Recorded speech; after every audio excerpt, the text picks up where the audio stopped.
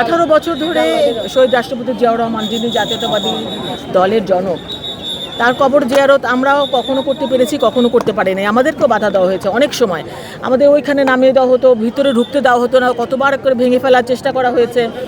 আজকে আমরা ভীষণভাবে অনুপ্রাণিত এবং আবেগ আপ্লুত যে আমাদের ভারপ্রাপ্ত চেয়ারম্যান তারেক রহমান তার পিতার কবর জিয়ারত করতে আসছেন এবং আমরা সেটাতে অংশগ্রহণ করতে পারছি তাকে সাথে নিয়ে। সেটা আমাদের ভীষণ, আমাদেরও একটা আবেগের জায়গা। আর ঐক্যবদ্ধ হওয়ার কথা যেটা বলছেন, জাতীয়তাবাদী দল সবসময় ঐক্যবদ্ধ ছিল। আমাদেরকে কোনো অশুভ শক্তি কখনো আমাদেরকে ভাঙতে পারেনি। আমরা একটা জায়গায় একদম অটুট ছিলাম।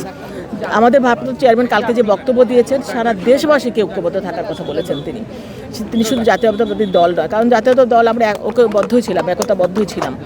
সারা বাংলাদেশের মানুষকে তিনি ঐক্যবদ্ধ থাকতে বলেছেন, শান্ত থাকতে বলেছেন, কোনো ষড়যন্ত্রে কোনো মানে খুবই শান্ত থাকতে বলেছেন, যে আমরা যেন সবাই মিলে যদি এক হয়ে থাকি তাহলে আমরা আমাদের ভোটের অধিকার ফিরে পাবো, আমরা গণতন্ত্র পুনরুদ্ধার করতে পারবো, দেশের মানুষ শান্তিতে দেশে বসবাস করতে পারবে। এটাই আসলে শহীদ রাষ্ট্রপতি জিয়াউর রহমান, বাংলাদেশের স্বাধীনতার ঘোষক, বীর মুক্তিযোদ্ধা এবং আমাদের দেশনেত্রী, আপন নেত্রী দেশনেত্রী বেগম খালেদা জিয়ার সুযোগ্য সন্তান, তিনি সেই শিক্ষায় পেয়েছেন। সেই শিক্ষায় এখন আমরাও শিক্ষিত হচ্ছি ভারপ্রাপ্ত চেয়ারম্যানের কাছ থেকে। তিনি দীর্ঘদিন পরে আসলেন, এটি রাজনীতিতে কতটুকু পরিবর্তন আনবে? যেহেতু 17 বছর তিনি নির্বাচিত ছিলেন, দলকে কতটুকু উজ্জীবিত করবে? আমরা দল সবসময়, তিনি আমাদেরকে 18 বছর ধরেই উজ্জীবিত করেই চলেছেন। ওখান থেকেই এত সুদূর থেকেও তিনি করেছেন। তিনি হয়তো দেশের এই আবহাওয়া বা দেশের এই অবস্থার সঙ্গে পরিচিত না, কিন্তু আমাদের সঙ্গে তিনি সবসময় পরিচিত ছিলেন এবং আমাদের সবসময় তিনি উজ্জীবিত করেছেন।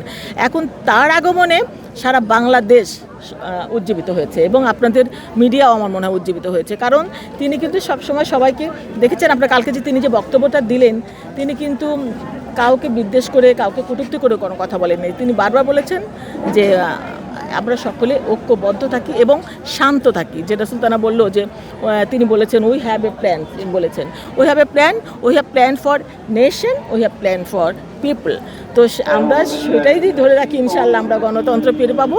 এবং শুধু জাতীয়তাবাদী দল নয়, আমরা একটা দল ওন করি, আমাদেরকে বাইরেও সারা বাংলাদেশের জনগণ ঐক্যবদ্ধ থাকবে, একতাবদ্ধ থাকবে এবং আমরা সুন্দর একটি বাংলাদেশ তারেক রহমানের নেতৃত্বে বিনির্মাণ করতে পারবো ইনশাআল্লাহ। ধন্যবাদ। Thank you.